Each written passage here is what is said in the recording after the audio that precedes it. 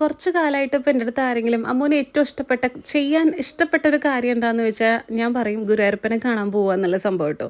കാരണം എനിക്കിപ്പോൾ എന്ത് സാഹചര്യത്തിലും എന്തിനും എൻ്റെ കൂടെ ഉണ്ട് അങ്ങനത്തെ ഒരു ഭയങ്കര വിശ്വാസം തോന്നി തുടങ്ങിയ സമയങ്ങളാണ്. ഒരു ഒന്ന് രണ്ട് രണ്ട് വർഷമല്ല, 2-3 വർഷത്തോളമായിട്ട് നമ്മുടെ ജീവിത സാഹചര്യങ്ങളൊക്കെ ചിലത് മാറ്റിയും മറിഞ്ഞൊക്കെ വരുന്ന സമയത്ത് നമ്മൾ സ്വാഭാവികമായിട്ടും അങ്ങോട്ട് ഗുരുവായൂരപ്പനിലേക്ക് അങ്ങോട്ട് പോകും കേട്ടോ. അതെന്താണെന്നറിയില്ല, അതിൽ കിട്ടുന്ന ഒരു പ്രത്യേക സുഖവും സന്തോഷവും സമാധാനവും ഒന്നും വേറെ എവിടെയും എനിക്ക് കിട്ടിയിട്ടുമില്ല കേട്ടോ. അതും തുറന്ന് പറയാലോ.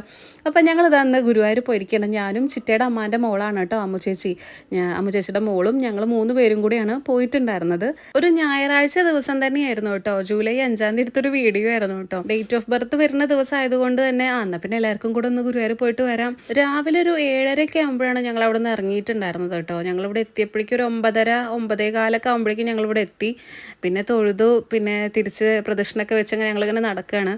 പിന്നെ അതിനുശേഷം നമ്മൾ ഫുഡ് കഴിക്കാമല്ലോ എന്ന് ഓർത്തിട്ട് നമ്മൾ ദോശ കഴിക്കാനാട്ടോ. ഇവിടെ നല്ല ദോശ കിട്ടുമല്ലോ എന്നല്ല ഉദ്ദേശിച്ചത്, വിശന്ന് വലഞ്ഞ് അങ്ങേയറ്റം എത്തിയിട്ടുണ്ടായിരുന്നു. പിന്നെ ദോശ കഴിക്കാമല്ലോ എന്ന് ഓർത്തിട്ടാണ് കേട്ടോ ഞങ്ങൾ എല്ലാ പ്രദക്ഷിണം കാര്യങ്ങളൊക്കെ കഴിഞ്ഞതിന് ശേഷം ഞങ്ങൾ ഹരിചന്ദനും ഗോപീചന്ദനും ഒക്കെ വാങ്ങാനുള്ള പ്ലാനിങ് ഉണ്ടായിരുന്നു. അതുപോലെ ഇവിടെ ഗുരുവായൂർ വന്നു കഴിഞ്ഞാൽ എന്തെങ്കിലും ഒരു കുഞ്ഞു സാധനം, ഒരു മയിൽപ്പീലി പോലും വാങ്ങിക്കാതെ പോകാൻ പറ്റില്ലല്ലോ അല്ലേ. പിന്നെ ഞങ്ങൾ ദാഹം സഹിക്കാൻ വയ്ക്കുന്നുണ്ടായിരുന്നില്ല കേട്ടോ. അപ്പം ഞങ്ങൾ നേരെ സർവത്ത് കുടിക്കാമെന്ന് ഓർത്തിട്ട്, സർബത്ത് എന്നാണോ നിങ്ങൾ പറയാം, ഞങ്ങൾ സർവത്ത് എന്നാട്ടോ പറയുക. നല്ല ദാഹമുള്ള സമയത്താണെങ്കിൽ എനിക്ക് നാരങ്ങ സോഡയാണ് കേട്ടോ ഇഷ്ടം. കാരണം അതിൽ ഇത്തിരി ഉപ്പും നാരങ്ങയുടെ നീരൊക്കെ വരണ നല്ല ടേസ്റ്റ് ആയിരിക്കും അല്ലേ. അതൊക്കെ കഴിഞ്ഞ് ഞങ്ങൾ ഓരോ തമാശയൊക്കെ പറഞ്ഞ് നല്ല ചൂടുണ്ടായിരുന്നു കേട്ടോ. സഹിക്കാൻ പറ്റുന്നുണ്ടായിരുന്നില്ല. ഞാൻ രാവിലെ എണീറ്റ് കുളിച്ചിട്ട് പോലും ഇത്രയും ചൂട് എനിക്ക് സഹിക്കാൻ പറ്റുന്നുണ്ടായിരുന്നില്ല. അപ്പോൾ നന്നാറി സർവത്ത്, പാഷൻ ഫ്രൂട്ട്, അങ്ങനത്തെ കുറേ കിണ്ണാകൃതി സാധനങ്ങളൊക്കെ നമ്മൾ ഈ അമ്പലത്തിൻ്റെ ഓരോ തെക്കേ നടയും വടക്കേ നടയുടെ ഭാഗത്തൊക്കെ ഉണ്ടാവുമല്ലോ. അപ്പോൾ ഉപ്പിലിട്ടത് നമ്മൾ പാക്ക് ചെയ്തത് എങ്ങനെയാണ് ഇവർ ചെയ്തിരിക്കണമെന്ന് നോക്കുമായിരുന്നു കേട്ടോ. കാരണം നമ്മളിപ്പോൾ അച്ചാർ പാക്ക് ചെയ്ത് കൊടുക്കുന്ന സമയത്ത് ചില സമയത്ത് ലീക്ക് ആവാറുണ്ട്. അപ്പോൾ എങ്ങനെയാണ് ഇപ്പോൾ ഇവരിത് ചെയ്തതെന്നാണ് ഞാൻ ആലോചിക്കുന്നുണ്ടായിരുന്നത്. അപ്പോൾ അതിനുശേഷം ഞങ്ങൾ ഇത് കുടിക്കുകയാണ്. എന്താണ്, നമ്മുടെ കാന്താരി നെല്ലിക്കൊക്കെ ഇട്ടിട്ടുള്ള സോഡല്ലേ, അത് നല്ല ടേസ്റ്റാണ്. അത് കുടിക്കുമായിരുന്നു. അത് വയറിന് നല്ല സുഖമാണ് കേട്ടോ.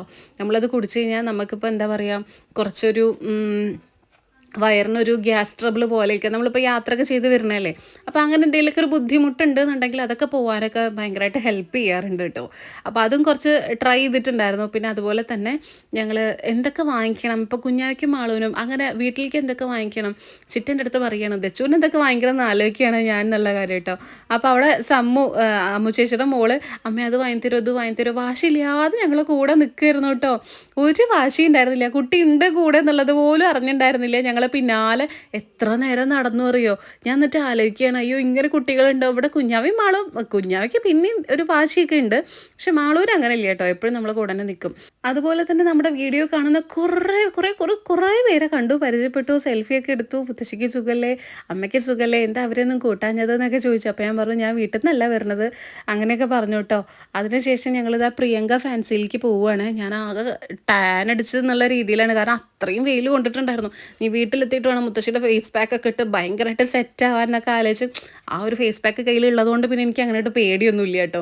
എന്നാലും എനിക്ക് എന്താ പറയുക, ഞാൻ സൺസ്ക്രീനും ഒക്കെ ഇട്ടിട്ടാണ് ഞാൻ പുറത്തിറങ്ങിയിട്ടുണ്ടായിരുന്നത്. കാരണം നമ്മളത് ഇടുന്നത് കൊണ്ട് വലിയ സംഭവം അതല്ല കേട്ടോ ഉദ്ദേശിക്കുന്നത്. കാരണം നമ്മളുടെ സ്കിന്നിനൊരു പ്രൊട്ടക്ഷൻ എന്നുള്ള രീതിയിൽ സംഭവം മാത്രമേ ഉള്ളൂ. അപ്പോൾ എനിക്ക് കുറച്ച് ഫാൻസി സാധനങ്ങളൊക്കെ വാങ്ങിക്കാൻ വേണ്ടിയിട്ട് നമ്മുടെ പ്രിയങ്ക ഫാൻസിയിൽ തന്നെയാണ് കേട്ടോ ഇത്തവണ നമ്മൾ പോയിട്ടുണ്ടായിരുന്നത്. കുറേയധികം കമ്മലും കളക്ഷൻസും കാര്യങ്ങളും ഒക്കെ ഉണ്ടായിരുന്നു. പക്ഷേ എനിക്ക് ഇത്രമാത്രം ഇനിയിപ്പോൾ കമ്മലിങ്ങനെ വാങ്ങിച്ച് കൂട്ടണോ എന്നുള്ളൊരു സംഭവമായിപ്പോയി. അപ്പോൾ അതുകൊണ്ട് അത്ര കമ്മലൊന്നും വാങ്ങിയിട്ടുണ്ടായിരുന്നില്ല. ഇവിടെ പിന്നെ വന്നു കഴിഞ്ഞാൽ എല്ലാം നല്ല റേറ്റ് കുറവാണ് കേട്ടോ. 10 രൂപ തൊട്ട് എല്ലാവിധ സാധനങ്ങളും നമുക്ക് അങ്ങനെ കിട്ടാറുണ്ടായിരുന്നു. നെയിൽ പോളിഷൊക്കെ ആണെന്നുണ്ടെങ്കിലും 15-10 രൂപയ്ക്കൊക്കെ കിട്ടും കേട്ടോ. പിന്നെ അതിനുശേഷം ഞങ്ങൾ എന്ത് ചെയ്തു, ഞാൻ ഈ താലിച്ചരട് കണ്ടിട്ട് ഞാൻ കാണിച്ചു കൊടുക്കുമായിരുന്നു കേട്ടോ. നല്ല രസമല്ലേ കാണാൻ എന്നുള്ള രീതിയിൽ. പണ്ടത്തെ നമ്മൾ ഈ തെലുങ്ക് അവരുടെയൊക്കെ ഒരു കൾച്ചറിൽ നല്ല രസമാണ്. തമിഴരുടെ കൾച്ചറിലും കാണാറുണ്ട്, പക്ഷെ എനിക്ക് തെലുങ്ക് അവരുടെ ഒരു കൾച്ചറിലുള്ള താലിയൊക്കെ ഭയങ്കര ഇഷ്ടമാണ് കാണാൻ.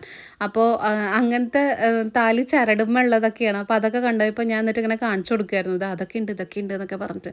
നിങ്ങൾ ഈ ഒരു ഗുരുവായൂർ പോണ സമയത്ത് ഇതേപോലെ പ്രിയങ്ക ഫാൻസിയിൽ പോയിട്ടുണ്ടെന്നുണ്ടെങ്കിൽ കമൻറ്റ് ചെയ്യാൻ മറക്കരുത് കേട്ടോ. 30 രൂപയ്ക്കൊക്കെ നല്ല കളക്ഷൻ നല്ല രസമുള്ള കമ്മലുകൾ, വലിയ വലിയ കമ്മലുകളും കാര്യങ്ങളൊക്കെ കിട്ടും. ഇത് ഞാൻ പ്രൊമോഷൻ വീഡിയോ ആണെന്നൊന്നും വിചാരിക്കരുത് കേട്ടോ. കാരണം ഇവിടെ ഓൾറെഡി പ്രൊമോഷൻ കൊടുക്കേണ്ട ആവശ്യമൊന്നുമില്ല. ഓൾറെഡി ഇവർക്ക് അത്രയും സെയിൽ നടന്നുകൊണ്ടിരിക്കുകയാണ്.